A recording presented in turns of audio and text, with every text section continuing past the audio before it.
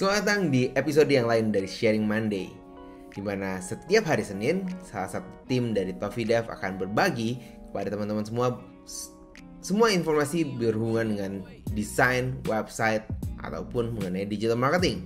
Dan dalam episode kali ini bersama dengan saya, Ryan Kristomulyono, saya adalah founder dan CEO dari Toffee Dev. Dan dalam kesempatan kali ini saya ingin membahas mengenai persamaan antara bisnis online dan bisnis offline. Saya tahu banyak dari teman-teman yang ingin memulai bisnis tapi gak tahu gimana caranya. Dan yang paling sulit adalah tidak tahu apa fondasi dasar dari kita memulai sebuah bisnis. Dan kita hidup di era yang baru saat ini, setelah pandemi di tahun 2020. Sampai sekarang masih pandemi, semoga semuanya dalam keadaan sehat. Di era sekarang ini online menjadi lebih penting lagi karena semua orang memiliki ruang gerak yang terbatas. Pertanyaannya adalah bagaimana supaya kita masuk ke dunia online, apa yang harus kita lakukan.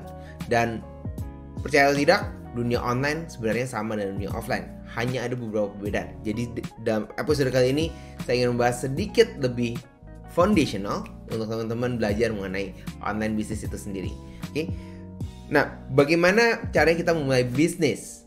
Dan saya akan menceritakannya dari bisnis secara offline terlebih dahulu, atau bisnis-bisnis yang tradisional. Siapa yang sudah punya bisnis di sini? Oke, bagaimana caranya kita mulai bisnis? Pada saat kita mau mulai bisnis, tentu saja kita sudah kepikiran ide mengenai produk apa yang akan ditawarkan, atau jasa yang akan ditawarkan. Kalau belum, maka ada baiknya Anda mencari tahu apa yang akan Anda tawarkan di dalam dunia online.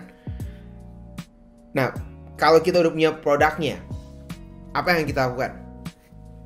Kalau kita lihat dari masa-masa tradisional, yang kita perlu lakukan adalah kita mencari tempat terlebih dahulu.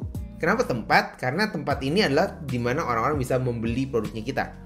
Kalau nggak ada tempatnya, kalau zaman dulu belum ada telepon, belum ada internet, ya kita beli barang itu ke pasar, ke supermarket, ke suatu tempat. Bahkan kadang-kadang tempatnya jauh pun, kalau produknya memang bagus, kita pergi ke sana. Terutama kalau ngomongin tentang restoran, tentang makanan. Jadi kita perlu tempat. Tempat itu adalah untuk kita melakukan transaksi. Jadi, kita bisa pilih tempat di pasar, di ruko, di mall, atau dimanapun. Nah, setelah kita punya tempatnya, terus kita buka tempatnya gitu ya, apa yang kita lakukan? Ya, kita berharap mudah-mudahan ada yang datang ke dalam tokonya kita. Kalau di pasar ada yang lewat, terus ada yang masuk ke dalam tokonya kita. Oke? Begitu? Enggak. Kalau kita punya toko, memang kita mau datangkan orang datang ke tokonya kita. Semakin banyak orang yang datang ke dalam tokonya kita, maka kemungkinan besar terjadinya penjualan lebih tinggi. Kalau nggak ada yang datang ke dalam tokonya kita, maka penjualannya nggak ada penjualan. Oleh karena itu itu sangat penting untuk kita mencari cara gimana caranya kita datangin orang dalam ke tokonya kita. Sampai di sini bisa mengerti? Oke? Nah, itu adalah toko secara atau memulai bisnis secara tradisional, secara konvensional. Kenapa saya ceritain ini dan apa hubungannya dengan dunia online? Hubungannya 100% sama, persis. Pada saat kita mau memulai bisnis online, langkah pertama yang harus kita lakukan adalah selain dari produknya, kita harus punya tokonya. Tokonya ini adalah sebuah platform. Platformnya apa? Kita bisa pilih apapun jenis platform yang kita mau. Bisa itu dari Facebook, Instagram, Marketplace, website, YouTube account, apapun yang kita menggunakan, pastikan kita punya platform. Kenapa platform ini penting? Karena dari platform itu orang bisa berinteraksi, dan yang paling penting adalah orang itu bisa membeli produknya kita. Kalau platform tersebut nggak bisa digunakan untuk membeli, gimana? Ya, kita cari tempat di mana orang bisa membeli produknya kita. Oke? Jadi yang pertama adalah kita perlu memiliki sebuah platform. Itu ada tokonya Anda di dunia online. Kita nggak perlu toko fisik sekali lagi. Kalau Anda memilih punya toko fisik, itu pun nggak apa-apa. Kenapa? Karena raksasa internet, perusahaan-perusahaan internet akhirnya memiliki sebuah toko di sebuah tempat. Oke, kita baru dapat informasi mengenai Amazon, JD.id, dan beberapa online store yang ada di luaran sana. Jadi kita tetap membutuhkan eksistensi offline, tapi kalau di dunia online kita butuh sebuah tempat, sebuah wadah. Oke? Jadi yang pertama, langkah yang perlu Anda lakukan pada saat Anda memulai bisnis online adalah Anda memiliki sebuah tempat, platform. Platform tersebut adalah untuk memilih atau untuk terjadinya transaksi dari produk atau jasa yang Anda tawarkan. Setelah platformnya udah selesai, apa yang dilakukan? Kayak tadi, tokonya udah selesai, tokonya udah buka. Apa yang kita lakukan? Berdoa supaya ramai. Di dunia online sama. Kebanyakan orang mengatakan bisnis online saya nggak jalan. Kenapa? Karena mereka nggak promosikan. Mereka hanya membangun tokonya dan berharap mereka didatangi oleh banyak pengunjung. Sayangnya di dunia online tidak seperti di dunia offline. Di dunia offline, pada saat kita pilih toko, kita pilih sebuah lokasi untuk bisnisnya kita bisa memilih lokasi yang banyak pengunjungnya. Misalnya, kita pilih buka toko di mall, kita pilih buka toko di tengah Jakarta, kita buka toko di pusat pembelanjaan dari sebuah kota, mungkin di Bandung, di Surabaya, di Medan. Kenapa? Karena kita tahu kalau lokasi di situ akan ada banyak orang yang datang berkerumun di situ, setidaknya ada 1 atau 2 orang yang akan mengunjungi tempatnya kita. Di dunia online, tempat ini tidak terbatas dari sebuah lokasi. Karena semuanya masuk di online, hal ini menjadi sebuah tantangan untuk mendatangkan pengunjung masuk dalam tokonya kita.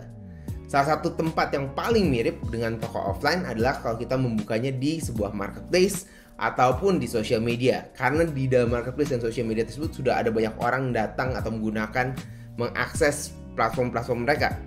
Tugasnya kita adalah bagaimana kita menarik orang-orang yang sudah datang ke dalam platform tersebut untuk datang ke dalam tokonya kita. Nah, strategi itu yang kita gunakan di dunia digital marketing dan menjadi bagian yang paling luas dari digital marketing atau di dalam digital business, yaitu mendatangkan pengunjung dalam ke tokonya kita di dunia online. Semakin banyak yang datang, maka pengunjungnya semakin banyak.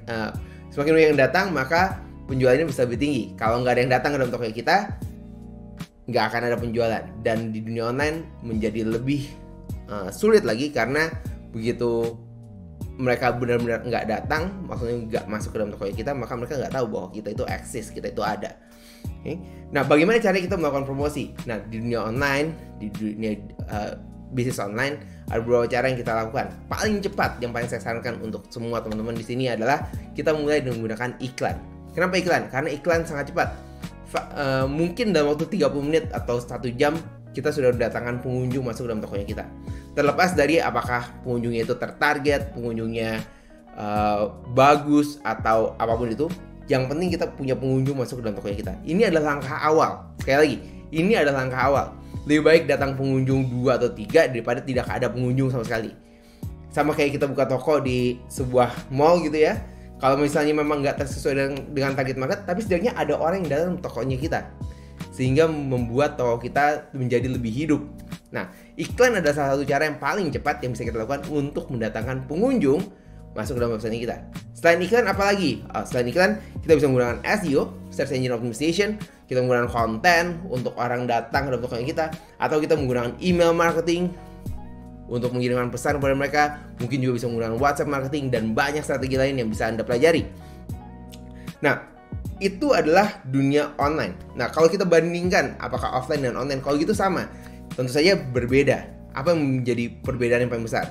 Langkah awal atau hal pertama yang bisa saya bayangkan pada saat kita membangun sebuah toko di dunia online adalah biayanya lebih sedikit. Tadi saya bilang, kita membutuhkan lokasi, kita membutuhkan platform. Platform yang ada di dunia online bisa kita dapatkan dengan biaya yang jauh lebih rendah dibandingkan dengan kita membangun toko secara offline, secara tradisional.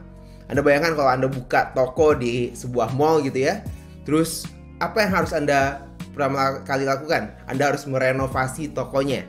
Oke, bikin jadi lebih menarik, sesuai dengan bisnisnya Anda.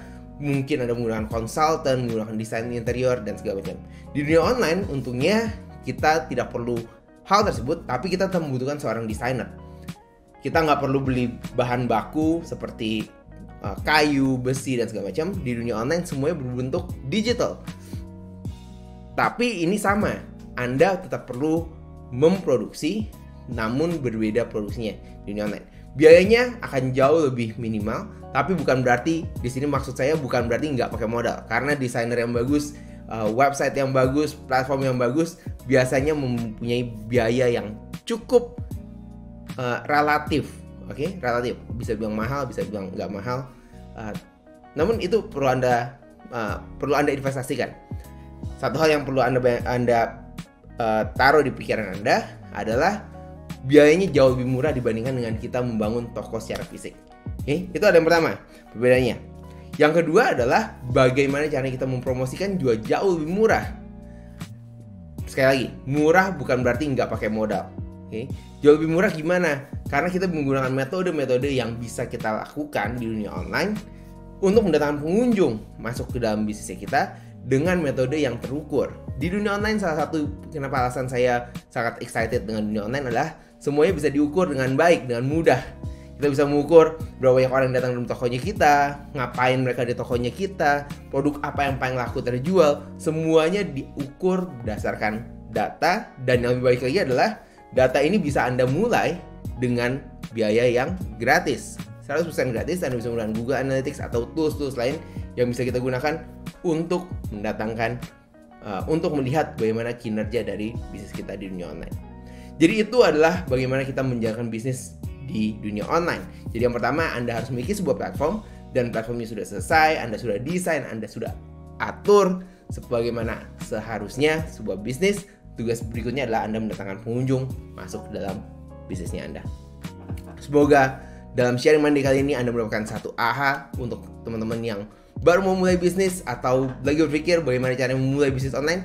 Langkah pertama yang perlu Anda lakukan adalah Anda memikirkan bagaimana Anda mempromosikan atau bagaimana Anda menggunakan sebuah platform di dunia online yang bisa Anda gunakan untuk terjadinya transaksi di dunia online. Sampai jumpa lagi di sharing Monday berikutnya, dan jangan lupa untuk subscribe dan bagikan video ini kepada teman-teman Anda yang ingin memulai bisnis secara online.